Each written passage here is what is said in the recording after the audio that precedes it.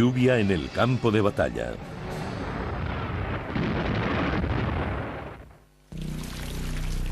La lluvia tiene muchas formas de frustrar al ejército. La lluvia conspira con el terreno para formar barro, o con los ríos y arroyos para provocar inundaciones. Se convierte en hielo o cae en forma de nieve. Se mete en las armas, inutilizándolas con óxido. Empapa los uniformes, dejando a los hombres expuestos a enfermedades como la disentería o al peligro de morir congelados. La lluvia ha tenido mucha importancia en la historia militar. Solo tenemos que pensar en sus efectos. Combinada con la presencia de muchos hombres, la superficie de la Tierra se convierte inevitablemente en barro. Pero también afecta a los sistemas de armas. En la artillería antigua, por ejemplo, puede causar los peores efectos en la pólvora, impidiendo incluso el disparo. También las armas más modernas se ven perjudicadas por la lluvia. La trayectoria de un proyectil puede desviarse debido a las condiciones meteorológicas.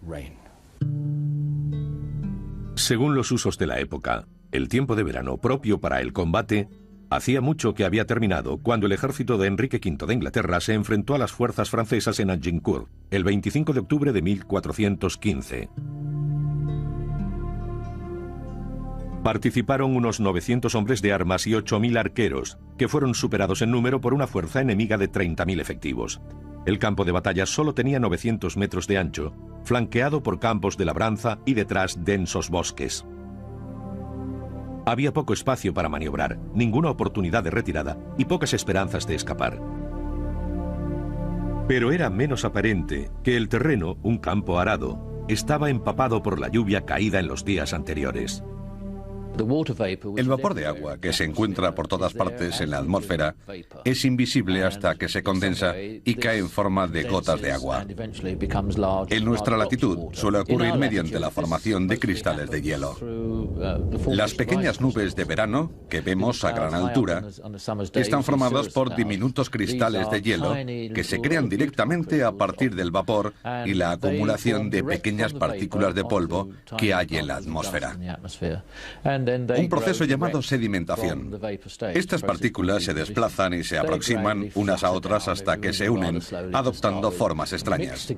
Cuando hay unidas suficientes, se convierten en un copo de nieve que cae algo más rápido hasta que llega a una altura en que las temperaturas superan los 0 grados. Se derrite y llueve.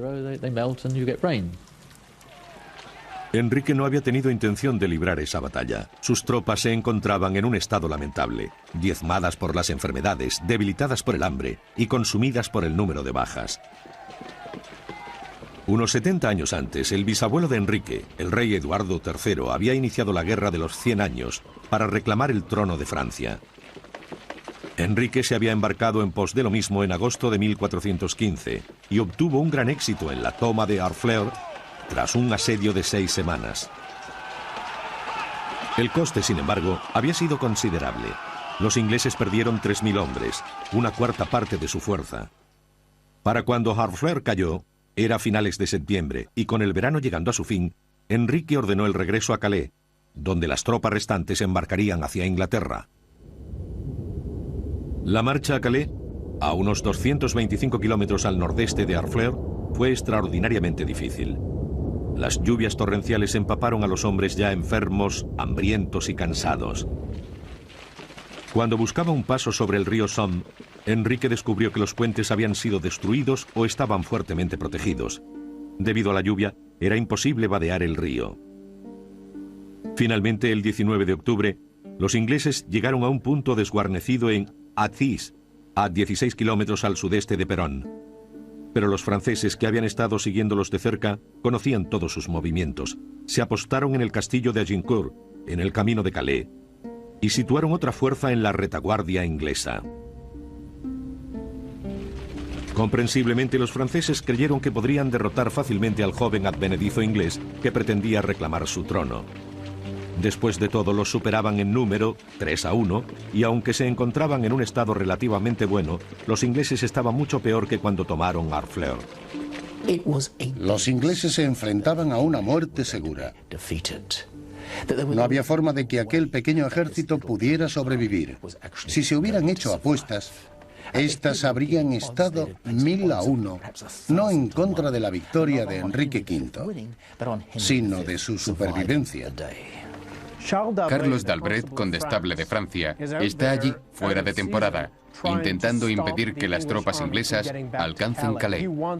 Quiere destruir al ejército enemigo para que no pueda regresar al año siguiente y llevar a cabo otros ataques, destruyendo sus campos y arruinando su país. Por ello, quiere impedir el avance del rey Enrique hasta Calais. Llueve. ¿Y qué? Su imperativo estratégico no es mantener secos a sus hombres, ni evitar incomodidades. No es alejarlos del barro, sino impedir que el rey Enrique llegue a Calais. La batalla de Agincourt comenzó con un exasperante frente a frente que duró 3 horas. Los ansiosos e impacientes caballeros franceses eran retenidos por su jefe, el condestable Carlos d'Albret, que esperaba que el exaltado rey Enrique se precipitara. Enrique lo dejó esperando y cuando empezó a avanzar no lo hizo a la carga, sino con precaución. Más tarde, aquella mañana del 25 de octubre, Enrique ordenó a sus tropas avanzar casi 1 kilómetro. Esto reducía a la mitad la distancia que separaba a ambos ejércitos. En su nueva posición, los ingleses se desplegaron tras una empalizada protectora de estacas y en los flancos, los arqueros se extendían otros 100 metros hasta la linde del bosque. La maniobra había tenido el efecto deseado. Los caballeros franceses no podían seguir siendo controlados y con gran reticencia, d'Albret dio la orden de avanzar.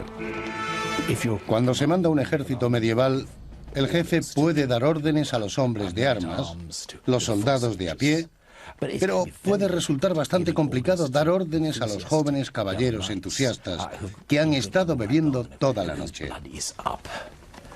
No era algo que pudiera hacerse en el siglo XV. Cuando se trata con iguales, y en algunos casos con superiores, las órdenes eran en realidad sugerencias, y los caballeros podían decidir no aceptarlas y argumentar. Esa chusma inglesa se encuentra en un estado lamentable. Vayamos allí y matémoslos a todos. Podemos estar listos a la hora del desayuno. A lo que Albret probablemente replicaría: cuidado, recordad lo que sucedió en Crécy.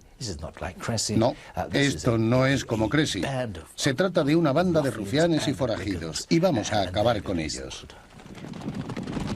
Como galgos que saltan de las jaulas, los caballeros se abalanzaron hacia el campo inglés.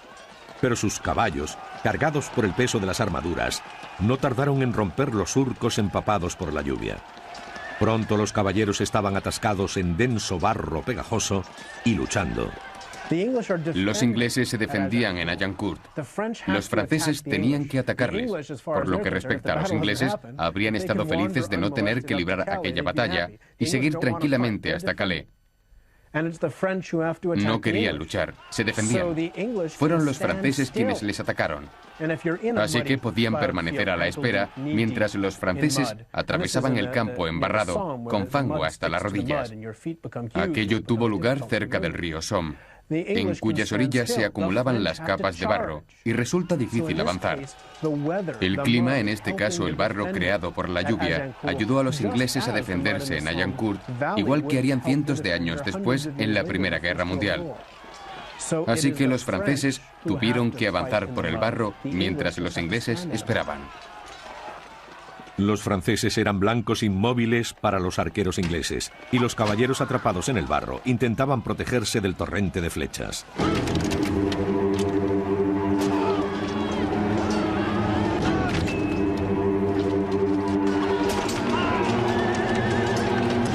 Aquellos que lograron escapar lucharon por llegar hasta el frente inglés solo para ser atacados por la retaguardia por soldados armados con espadas, hachuelas, ganchos y hachas. En pocos minutos todos los franceses de la primera oleada estaban muertos o habían sido capturados. No podían controlar el tiempo y hacer que dejara de llover. No podían crear un terreno duro para que cargaran sus caballos y poder explotar su ventaja en caballería.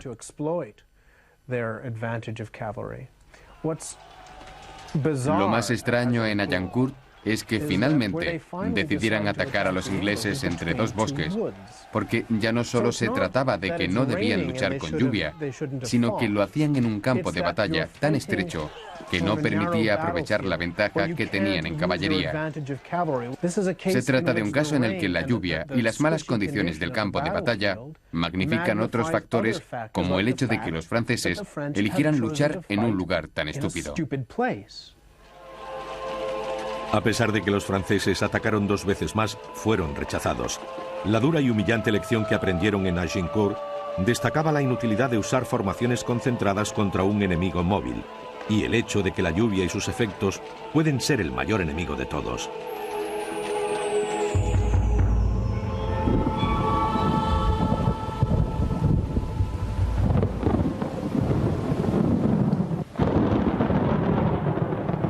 En Waterloo, en 1815, donde británicos y franceses volvieron a enfrentarse, las armas utilizadas fueron muy diferentes.